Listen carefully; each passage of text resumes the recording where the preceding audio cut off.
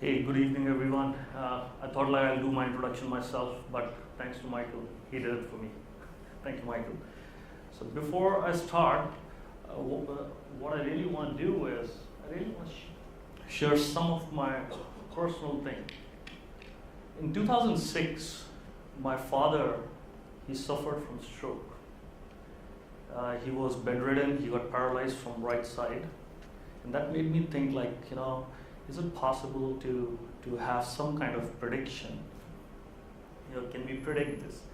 And then later, in 2011, he got pulmonary fibrosis, and he was on oxygen all the time.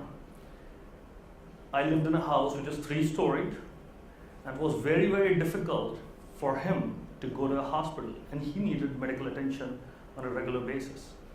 So we couldn't take him. It was more painful for him to go there, and the doctor couldn't come to us. So finally, we were stuck for a few years until he passed away last year. We really wanted some kind of devices, some kind of hospital network where he could be monitored at home. His oxygen saturation, all these things could be monitored at home. Today I see, we talk about IoE, all these things looks like are becoming possible. I wish they were there a few years back. So moving on, I'm going to talk about 3 things, some of the key transitions in healthcare, what exactly is happening, where are we headed, a little bit about Internet of Everything, the dynamics, and the Cisco healthcare story. What is Cisco healthcare story? So, if you look over here, some of the key things which are happening in the market today, approximately 41% of the patient, they want better experience. They would switch hospitals just for experience. That's the first thing. 80% of clinicians, they use their own mobile devices at work. And the third thing, which is most important, is 76% of patients, they want on-demand access to healthcare, which is very important. So there are new consumption models which are coming about. They want to consume healthcare in a very, very different way than traditionally it was there. With IoE, some of the things are possible. That's what I was talking, like for my father, we wanted healthcare to be consumed at home. So some of these things are possible. Access to care at home is possible nowadays. But for this, what we need is a distributed application-centric networking, a scalable compute and storage platform. I'm going to take a next example from United States. So in 2012, the US spent approximately $2.6 trillion in healthcare, out of which $750 billion, or 1/3, did nothing to make anybody healthier. It was wasted. It's a massive amount. Some of the countries, the GDP is $750 billion, or maybe less at times.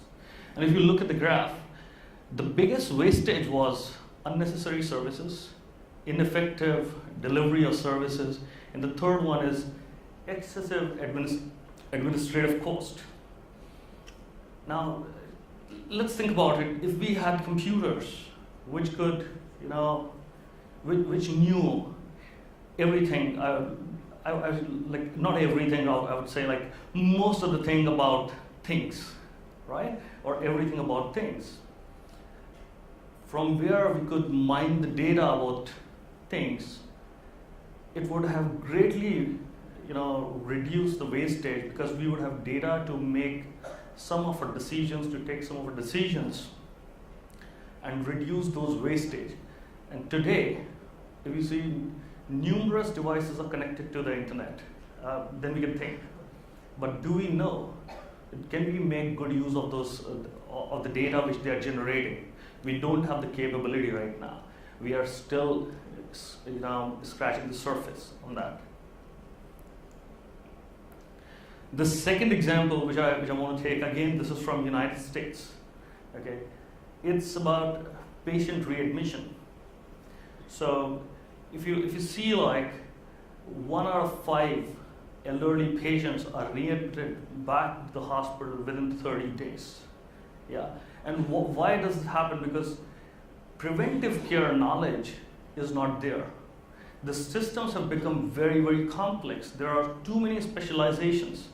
A patient has to sometimes navigate 7 or 8 different streams of doctors to really get to what he really needs. The other thing is like the decision making process is slow. There are wastage, like experience is not captured.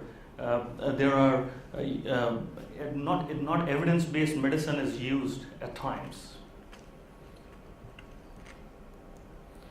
So, what is IoE in healthcare? On an average, a hospital runs 300 applications, and they capture these 300 applications, capture data, and they all sit in separate entities most of the times. They are non-related information, they're disparate systems, right? And using IoE, is it possible to create a correlation from all of these applications?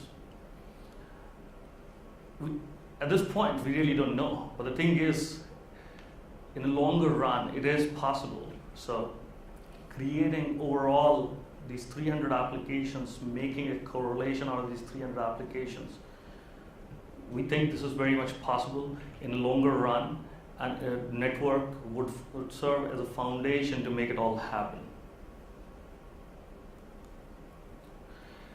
So this is much of, so I'm not trying to sell Cisco over here, but the thing is like, what we are trying to do is, we're saying like, using Cisco's collaboration technologies, it is very much possible to connect people, processes, data, things in healthcare. And if we connect all of these together, we could create beautiful telehealth solutions, we could create home health solutions. There are solutions on virtual patient observation. We could create solutions which are in-room patient experience, which is a big one. So that's what in Cisco's it is. Now this is the main one. So what are the key opportunities in IoE? The first one is patient experience. So patient experience comes in 2 ways. One is the healthcare facilities. What kind of facilities are there in healthcare? The second one is, what is patient really experiencing within the room? What kind of models are available for him to consume the healthcare? Is the mobility available? Is the hospital has all security enabled? So that's the patient experience.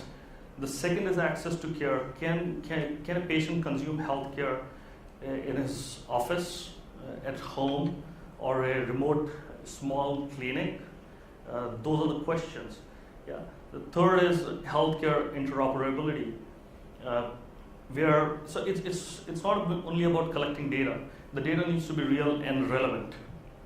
Yeah, and data needs to be from different systems and make sense to make a decision at the point when we are supposed to make decisions.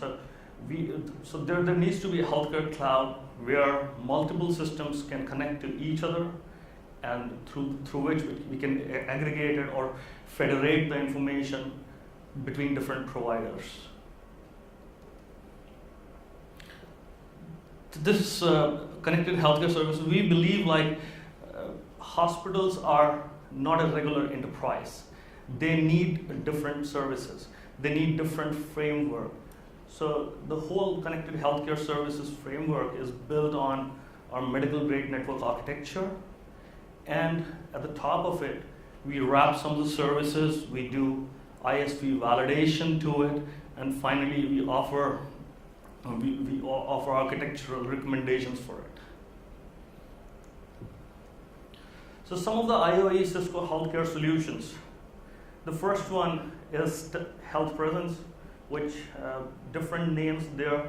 Telehealth, typically doctor and patient are sitting at a remote site.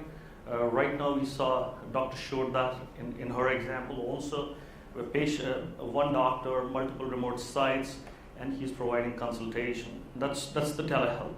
The second one then is virtual patient observation.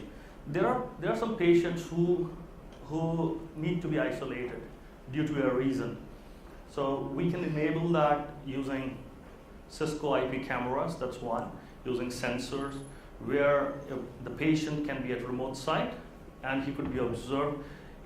An observer or sitter could be observing multiple patients at the same time, looking at their stats, looking at the behavior, and if required, an intervention is required, calling a nurse or a doctor for that. The third one is interactive services. Interactive services are in two flavors. One is again facilities, and the other one is patients. The facilities one would be like wayfinding, news, the monitors which you look at in the expo center itself, and patient-centric would be entertainment, in-room entertainment, ordering of food, talking to nurse, doing videos, surfing internet.